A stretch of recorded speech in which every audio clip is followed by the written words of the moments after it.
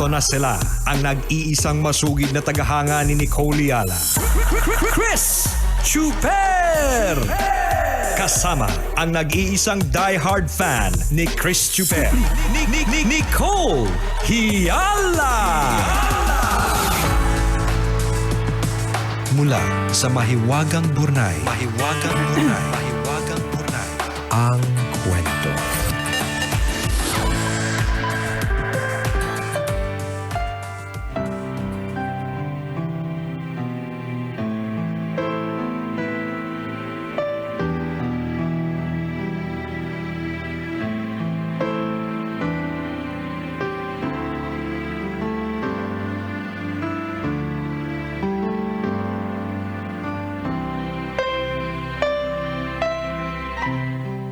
Dear Nicole and Chris, itago nyo na lang ako sa pangalang Presi.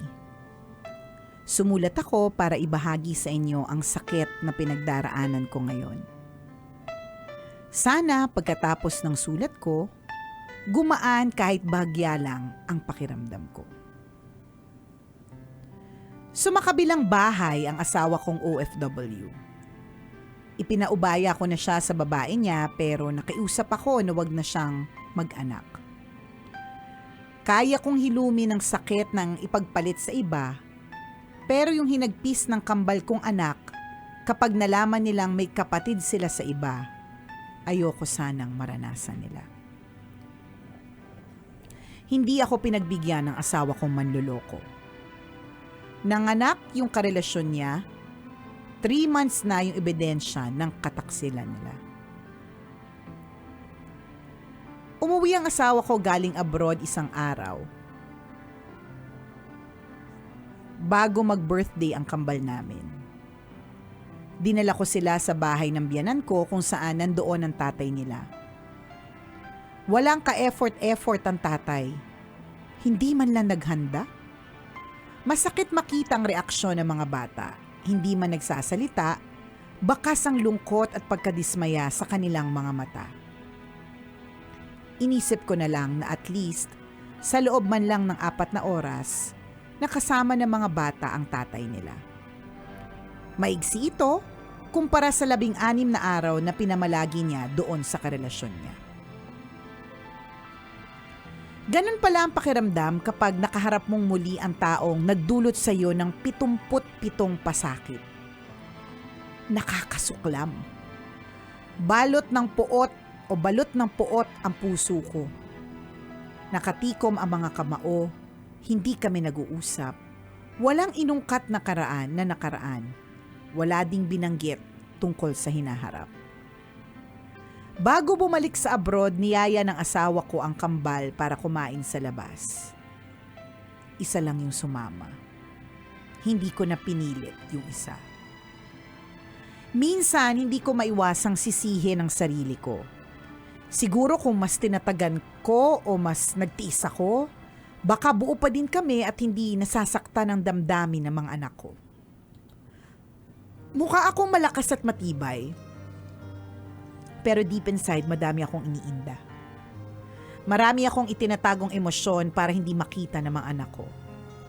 Dinadaan ko na lang ang lahat sa panalangin. I pray na sana magampanan kong mabuti ang pagiging isang ina at ama sa kanila. Sana din ay maghilom ang mga sugat sa puso nila. Ipinauunawa ko din sa kanila na huwag nilang gagayahin at uulitin ang mga nakita nilang mali at nakakasakit para maiba ang kwento kapag sila naman ang nagkapamilya. Salamat tambalan sa pagbasa nitong sulat ko. Tanging aral lamang ang gusto kong mapulot ng lahat dito. Sana sa susunod kong sulat, kwento naman ang tagumpay ng mga anak ko ang ibabahagi ko. Ang inyong tambalanista, Presi.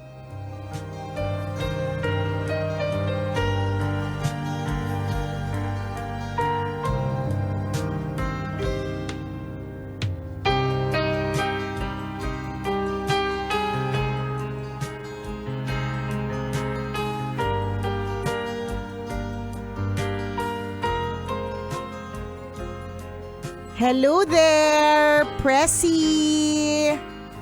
Alam mo, yan yung sinasabi natin na ang buhay natin ay may kanya-kanyang season. So, nasa season ka ng kapaitan, nasa season ka ng puot, at nasa season ka ng galit. Pasasaan pa't mawawala din yung season na yan. Yung nararamdaman mong puot at galit, mapapalitan niya ng pagpapatawad eventually. Totoo yung kasabihan na only time can tell. Time is the ultimate truth teller. Time is gold. Ang dami pong quotation tungkol sa oras kasi ganun po kahalaga yung oras. At yung oras na ito ay oras para sige, namnamin mo lang yung sakit. Namnamin mo yung pagka-Biyernes Santo nito, di pa sasaan pat bago naman makarating ng Easter Sunday o Pasko ng pagkabuhay, dadaanan mo talaga yung Biyernes Santo. Dadating din tayo dyan sa exciting part na meron ng forgiveness. For now, kung di mo pa kayang pilitin, wag mo munang ipilit. Pero eventually, alam mo, kahit na hindi sabihin sa'yo na patawarin mo siya, yung puso mo parang mas magaan na. Oo, kahit na gaano katindi at kasama yung loob mo dun sa taong yun, maalala mo, pero hindi na ganon. Hindi na ganon katindi. Actually, lahat ng mga iniiyakan natin ngayon, after 2 years, hindi natin sure kung may saysay pa. Diba? Or even after a year. Minsan Correct. nga even after 6 months Yung iba after 6 hours. Correct. 6 minutes, di ba? Kung Totoo gaano, yun depende sa iyo kung paano pabibilisin ang pagproseso ng problema mo. Or paano ka kabilis magstay or 'di ba, makaka-move forward mula sa ganyang klase ng sitwasyon.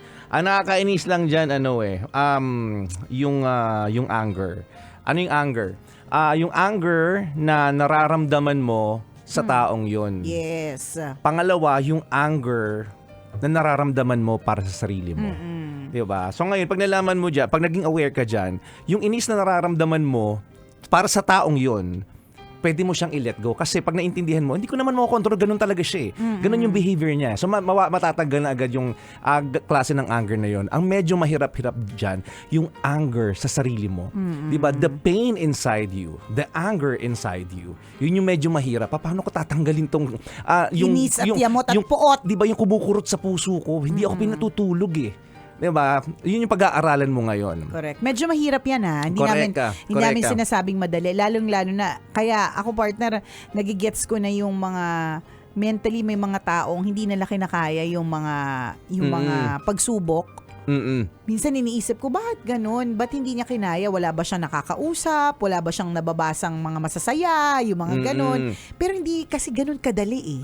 Correct. Depende sa tao talaga Depende yan. talaga sa tao, kinalakihan, sa vitamins na tinitira, sa prayer reveal, 'di ba yung mga Sa ganon. support system mo. Sa support system, sa lugar kung nasaan ka, 'di ba? Yes. May ganon eh. Kaya nga lagi nating paalala as a side note, magpakabait po tayo sa lahat ng tao kasi hindi po natin alam yung laban niya. Totoo. Baka meron po siyang yung minamarites mo o kaya yung minura mo o kaya yung ginalit mo ay si Presi na ang tindi-tindi pala na nararamdamang puot. Na hindi Correct. nakatulong yung sinagawan mo siya, hindi nakatulong yung sinabihan mo siyang mataba siya today, hindi nakatulong yung sinabi mo sa kanyang parang oily ka ngayon, 'di ba? Kasi 'di ba, may mga ganun eh. Oo, May, correct, yung minsan parang sobra nating walang pakialam sa sasabihin natin sa ibang tao. Hindi nga natin alam yung laban niya eh. Hindi mo alam kung anong pinagdadaanan niya ngayon tapos ganyan-ganyan ka lang magbitaw ng salitang hindi kind. Yes. Mga unkind words, 'di ba? Kasi sabi nga ni partner, paano 'yun? Paano yung sa sarili? Yung sa iba, eventually, mapapatawad mo.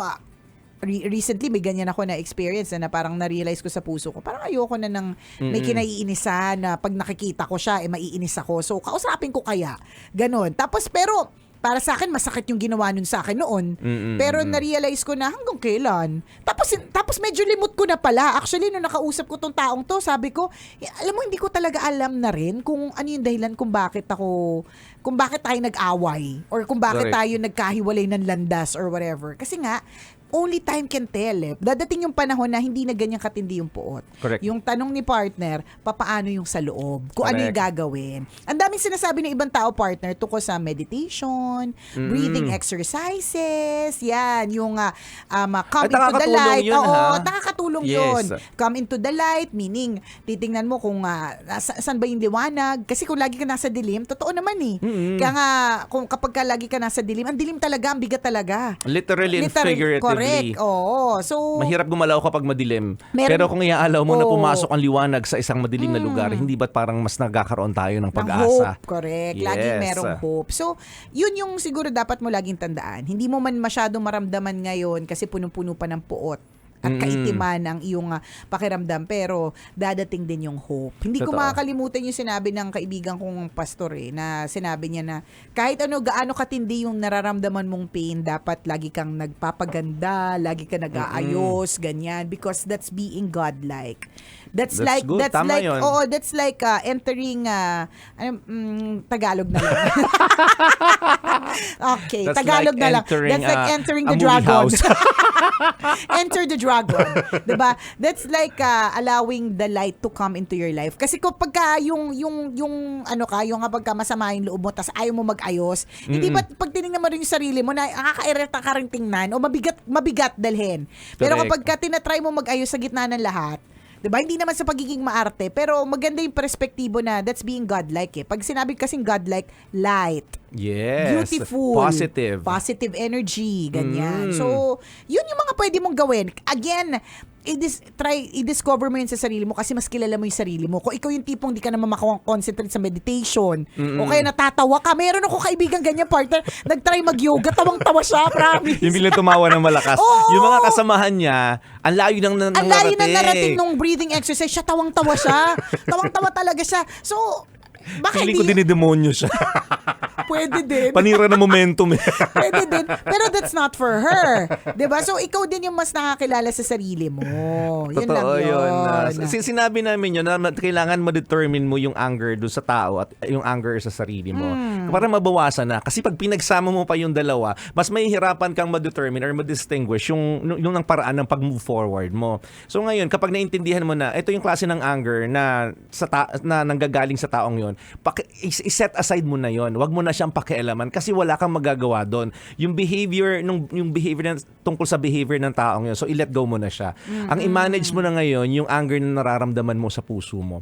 Ano yung 'di ba, yung kumukurot sa puso mo, yung hindi nagpapatulog sa iyo. Alamin mo yung triggers niya. No? Yan. Pero one practical and one safe way para maka-move forward ka, 'di ba, ang tinuturo nga sa atin, kailangan i-nurture mo yung spiritual aspect ng buhay mo. Yan. Malaking bagay eh. That's the Correct. safest way to move And forward. actually, sa totoo lang, the safest and the most effective way. Yes, Diba? totoo yun. I-nurture Yung mo yun. spiritual na aspeto. Correct. Ganito ang mga prayers dyan. Sabihin mo, Lord, nilala mo ako sa sitwasyon na to, bala ka na. Oh, pwede din. Ganun kasimple. Ganun kasimple. Parang usapang Oo, tropa lang. kasi Hindi naman tropa kailangan naman malaliman. Correct eh. Gusto ni Lord, Oo. meron tayong relationship with Him. So, ganun Oo. ang eksena mo. Lord, nilala mo ako dito, di ba? Oo. Di ba, dito mo ako dinala. Sa problemang Sagot mo na to. Sagot mo na to. Bahala ka Dinala na. mo ako dito Oo. eh.